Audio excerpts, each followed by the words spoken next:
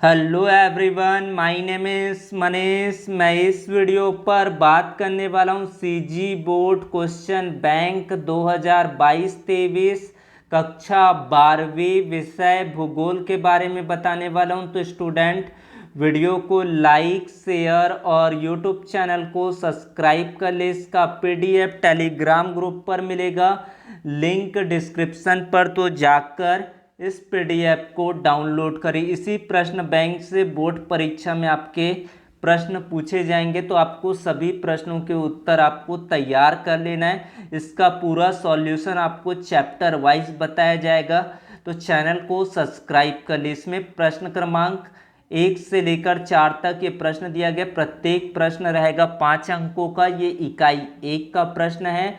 मानव भूगोल की परिभाषा, मानव भूगोल की प्रकृति को समझाइए। प्रकृति का मानवीकरण, मानव का प्राकृतिकरण को समझाना है। ग्रिफिथ टेलर द्वारा प्रस्तुत की गई नव निश्चयवाद संकल्पना की व्याख्या कीजिए। मानव भूगोल के विषय क्षेत्र का वर्णन कीजिए। 4 प्रश्न दिया गया, दीर्घोत्तरीय प्रश्न है, 5 अंक का ये प्रश्न रहेगा। तो ये चारों प्रश्नों को आपको याद कर लेना है। इकाई 2 पर 1 अंक वाले प्रश्न रहेंगे। तो यहाँ पर तीव्र जनसंख्या की स्थिति को क्या कहते हैं? विश्व में सर्वाधिक लिंगानुपात किस देश में है? विश्व में सबसे अधिक प्रजनन दर वाला देश कौन सा है? विश्व में जनसंख्या के हिसाब से भारत का स्थान कौन सा है? इसको बताना है।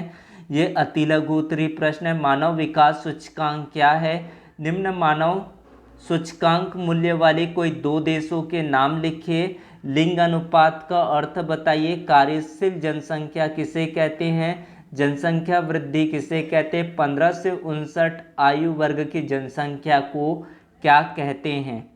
आयु संरचना को कितने वर्गों में बांटा गया है? उसके बाद है यहाँ पर लघु उत्तरीय प्रश्न, जन्म दर एवं मृत्यु दर में अंतर स्पष्ट कीजिए। जनसंख्या वितरण को प्रभावित करने वाले कारक लिखिए। मानव विकास के प्रमुख स्तंभों की वर्णन कीजिए। कोई 3 बताना है। जनसंख्या घनत्व से आप क्या समझते हैं? जनसंख्या घनत्व का सूत्र लिखिए। प्रवास से क्या आशय है? प्रवास कितने प्रकार के होते हैं? दीर्घोत्तरीय प्रश्न 5 अंक का प्रश्न रहेगा। जनसंख्या संक्रमण सिद्धांत को सचित्र समझाइए। आयु लिंग पिरामिड से क्या प्रदर्शित किया जाता है? रेखा चित्र बनाकर स्पष्ट कीजिए। साक्षरता को प्रभावित करने वाले कारकों का वर्णन कीजिए। मानव विकास से क्या तात्पर्य? मानव विकास के स्तंभों की व्याख्या कीजिए। प्रश्न क्रमांक 25, ग्रामीण जनसंख्या का नगरों की ओर प्रवास के कारणों को स्पष्ट कीजिए। विश्व में महिलाओं के लिंगानुपात प्रतिकूल होने के 5 कारण लिखिए। स्थिर जनसंख्या ह्रासमान जनसंख्या में अंतर लिखना है। जनसंख्या के ग्रामीण नगरीय संगठन का वर्णन कीजिए। उसके बाद है आपका इकाई 3, यहाँ पर 1 अंक वाले प्रश्न है। पहले, प्राथमिक क्रियाएं किसे कहते हैं? खनन किसे कहते हैं? ट्रक फार्मिंग कृषि किसे कहते हैं? चिंगम कैसे बनता है? जंगल का कटोरा किसे कहते हैं? लॉल कॉलर से क्या तात्पर्य? पंचम क्रियाकलाप से क्या आशय? प्रौद्योगिकी ध्रुव किसे कहते हैं? साइबर स्पेस से क्या आशय? नाप्टा और साप्टा बहुत ही महत्वपूर्ण ये प्रश्न है। दोनों 1-1 अंक का प्रश्न रहेगा, बहुत ही ये महत्वपूर्ण है। विनिर्माण से क्या आशय है? ये 40 प्रश्न हो गए। उसके बाद है महामार्ग किसे कहते हैं? जापान का डेट्रॉयट किस शहर को कहा जाता है? सैलरी शब्द की व्याख्या कीजिए। मुक्त व्यापार से क्या आशय है? ओपेक का मुख्यालय कहाँ है? आसियान का मुख्यालय कहाँ है? ट्रांस साइबेरियन रेल मार्ग कहाँ की जीवन रेखा? विश्व स्वास्थ्य संगठन का शाब्दिक रूप क्या है? स्वेज नहर का निर्माण कब हुआ? बहुत ही ये महत्वपूर्ण 1 अंक के लिए। निष्कर्षण प्रक्रिया किसे कहते हैं? विश्व का सबसे व्यस्तम समुद्री मार्ग कौन सा है? फूल की खेती कौन सी कृषि कहलाती है? उसके बाद आधारभूत उद्योग किस उद्योग को कहते हैं? उसके बाद है मानचेस्टर किस उद्योग के लिए प्रसिद्ध है? 3 अंक वाले प्रश्न, खनन किसे कहते हैं? खनन की विधियों का वर्णन कीजिए। फुटकर व्यापार और थोक व्यापार को समझाइए। जीविकोपार्जन कृषि के अंतर्गत कौन सी कृषि आती है? प्राथमिक व्यवसाय के अंतर्गत आने वाले 3 व्यवसाय का वर्णन कीजिए। डेयरी फार्मिंग एक आधुनिक व्यवसाय स्पष्ट कीजिए। परिवहन के साधनों का महत्व लिखिए। सूचना प्रौद्योगिकी से आप क्या समझते हैं। साइबर स्पेस इंटरनेट का क्या महत्व है। अंतर्राष्ट्रीय व्यापार के आधार पर समझाइए। उपभोक्ता उद्योग से क्या तात्पर्य, उदाहरण सहित स्पष्ट कीजिए। प्राथमिक द्वितीयक गतिविधियों को 3 अंतर से समझाइए। लघु और कुटीर उद्योग बहुत ही ये महत्वपूर्ण प्रश्न है, 3 अंतर लिखना है। बाजारी सब्जी कृषि नगरीय क्षेत्रों के समीप ही क्यों की जाती है। धुएं की चिमनी वाले उद्योग से क्या तात्पर्य। पार महाद्वीपीय रेल मार्ग से आप क्या समझते हैं। 5 अंक वाले प्रश्न। स्थानांतरित कृषि किसे कहते हैं, इससे लक्षणों को लिखिए। पनामा नहर और स्वेज नहर की तुलना करना है। स्वेज नहर के व्यापारिक महत्व को सचित्र बताइए। चलवासी पशुचारण और वाणिज्य पशुधन पालन में अंतर स्पष्ट कीजिए। जनसंचार के किन्हीं 5 साधनों का वर्णन कीजिए। उद्योगों के स्थानीयकरण के कारकों का वर्णन कीजिए। संयुक्त राज्य अमेरिका में महामार्गों का उच्च घनत्व पाया जाता है, कारण स्पष्ट कीजिए। विश्व के प्रमुख सामुद्रिक मार्ग का संक्षिप्त वर्णन कीजिए। ट्रांस साइबेरियन रेल मार्ग को साइबेरिया की जीवन रेखा कहा जाता है, क्यों। पत्तन किस प्रकार के व्यापार के लिए सहायक होते हैं। पत्तनों का वर्गीकरण उसके अवस्थिति के आधार पर कीजिए। पर्यटन से क्या तात्पर्य। पर्यटन की प्रमुख विशेषताओं, पर्यटन को आकर्षित और प्रभावित करने वाले कारक। ये क्वेश्चन आपको 100% याद कर लेना है, अभी से आपको लिख कर लो, ये क्वेश्चन आपको पूछे जाएंगे। उसके बाद है आपका अगला इकाई 4। यहाँ पर कार्टून पर आधारित आपको प्रश्न दिए जाएंगे। दिए गए प्रतिरूप को पहचान कर 2 विशेषताएं लिखना है। उसके बाद है रेखिक प्रतिरूप का चित्र बनाकर 2 विशेषताएं लिखिए। तारा आकार का प्रतिरूप की 3 विशेषताएं लिखिए। तीरनुमा प्रतिरूप बस्ती का नामांकित चित्र बनाकर समझाइए। टी आकार प्रतिरूप की 3 विशेषताएं लिखिए। नगरीय बस्ती का वर्गीकरण कीजिए। ग्रामीण बस्ती की प्रमुख विशेषताएं लिखिए। नक्शा पर आधारित ये प्रश्न दिया जाएगा। विश्व के राजनीतिक सीमाकार मानचित्र में दर्शाए गए निम्नलिखित बिंदुओं को पहचानिए और उसके नाम उत्तर पुस्तिका में लिखिए। एक मेगा सिटी, एक अंतर्राष्ट्रीय हवाई अड्डा, एक बंदरगाह, ट्रांस साइबेरियन रेल मार्ग का अंतिम स्टेशन, दक्षिण अमेरिका का एक घास का मैदान। ये 5 दिया गया, कोई भी आपको पेपर में दिया जा सकता है, अर्धवार्षिक पेपर के लिए भी ये महत्वपूर्ण रहेगा। इस तरह से विश्व के मानचित्र पर आपको दर्शाना है। ये यहाँ पर पॉइंट भी बता दिया गया कि कौन सा कहाँ पर आपको आना है, इसको बस यहाँ पर आपको ध्यान लगाना है। उसके बाद विश्व के राजनीतिक मानचित्र में दर्शाए गए निम्नलिखित बिंदुओं को पहचानिए और उसके उत्तर पुस्तिका में इसको लिखना है। इस तरह से आपको दिया गया है। उसके बाद है आपको इस तरह से दिया गया है, विश्व के राजनीतिक सीमाकार मानचित्र में दर्शाए गए निम्नलिखित बिंदुओं को पहचाने और उसके नाम अपनी उत्तर पुस्तिका में लिखिए। उत्तर अमेरिका की पर्वत श्रृंखला, एक मेगा सिटी, एक प्रमुख बंदरगाह, एक अंतर्राष्ट्रीय हवाई अड्डा, ट्रांस साइबेरियन रेल मार्ग का प्रथम स्टेशन। इस तरह से दिया गया, इसको आप लोग भर लेंगे। उसके बाद बात करते हैं इकाई 5, जनसंख्या घनत्व किसे कहते हैं। 2011 के अनुसार भारत की जनसंख्या कितनी है। भारत में पहली जनगणना कब हुई। प्रवास किसे कहते हैं, उत्प्रवास किसे कहते हैं, अप्रवास किसे कहते हैं। किस राज्य में प्रवासियों की संख्या सर्वाधिक है। विश्व की कितनी प्रतिशत जनसंख्या निवास करती है भारत में। भारत में सर्वाधिक लोगों द्वारा बोली जाने वाली भाषा कौन सी है।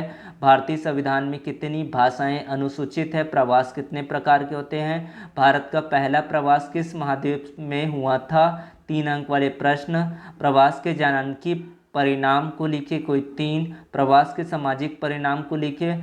भारत में मानव विकास सूचकांक की व्याख्या कीजिए। मानव विकास क्यों आवश्यक है, व्याख्या कीजिए। जनसंख्या वृद्धि को नियंत्रित करने के उपाय लिखिए। प्रवास के कोई 3 कारण लिखिए। इकाई 6, ग्रामीण बस्ती और नगरीय बस्ती में आपको अंतर बताना है। गुच्छित बस्ती और अर्धगुच्छित बस्ती में अंतर बताना है। नियोजित बस्ती किसे कहते हैं, उदाहरण से ही समझाइए। ग्रामीण बस्ती की विशेषताएं लिखिए। नगरीय बस्ती की विशेषताएं लिखिए। कार्यों के आधार पर नगर का वर्गीकरण कीजिए। भारतीय नगर के विकास क्रम को समझाइए। इकाई 7 से 5 अंक वाले प्रश्न पूछे जाएंगे। पूरे प्रश्न आपको इसी में से ही आएंगे, आपको सारे प्रश्नों को अच्छे से कर लेना है। भारतीय कृषि की समस्याओं का विस्तार से वर्णन कीजिए। उसके बाद है भारतीय राष्ट्रीय जल नीति 2002 की विशेषताएं लिखिए। जल संभर प्रबंधन को समझाइए। ऊर्जा के गैर परंपरागत स्रोतों का वर्णन कीजिए, कोई 5 बताना है। आर्द्रता के स्रोतों के आधार पर कृषि को कौन कौन से प्रकार होते हैं, प्रत्येक का वर्णन कीजिए। ऋतुओं के आधार पर भारतीय कृषि के प्रकारों का वर्णन कीजिए। भारत में स्वतंत्रता प्राप्ति के पश्चात कृषि विकास के महत्वपूर्ण नीतियों का वर्णन कीजिए। हरित क्रांति आपको पूछा जाएगा, तो ये हरित क्रांति वाले प्रश्न को 100% ये IMP ये प्रश्न ये क्वेश्चन आपको कर लेना है। भारत में चावल अथवा गेहूं उत्पादन हेतु निम्नलिखित बिंदुओं पर वर्णन कीजिए। जलवायु, तापमान, वर्षा, मृदा, उत्पादक क्षेत्र, ये भी आपके मोस्ट IMP ये प्रश्न है। बात करते हैं आपका अगला टॉपिक, तो यहाँ पर देख लेते हैं। भारत में कपास अथवा जूट उत्पादन हेतु निम्नलिखित बिंदु बताना है। जलवायु, तापमान, वर्षा, मृदा, उत्पादक क्षेत्र। भारत में सिंचाई की आवश्यकता क्यों है? वर्षा जल संग्रहण के उद्देश्य बताना है। भारत में प्रमुख कोयला उत्पादक क्षेत्रों का वर्णन कीजिए।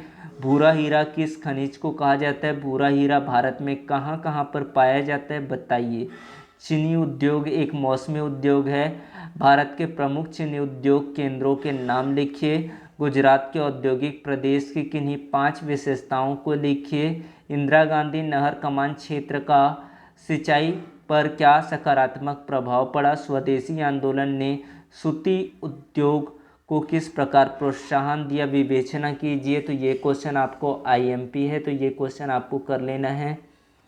उसके बाद है आपका इकाई 8, 5 अंक के प्रश्न रहेंगे। भारत में परिवहन साधनों को 4 से प्रदर्शित करते हुए किन्हीं एक का वर्णन कीजिए। भारत के आयात और निर्यात व्यापार का वर्णन कीजिए। ये बहुत ही महत्वपूर्ण प्रश्न है, IMP ये भी क्वेश्चन अभी से याद कर ले इसको। भारत के पाइपलाइन परिवहन का वर्णन कीजिए।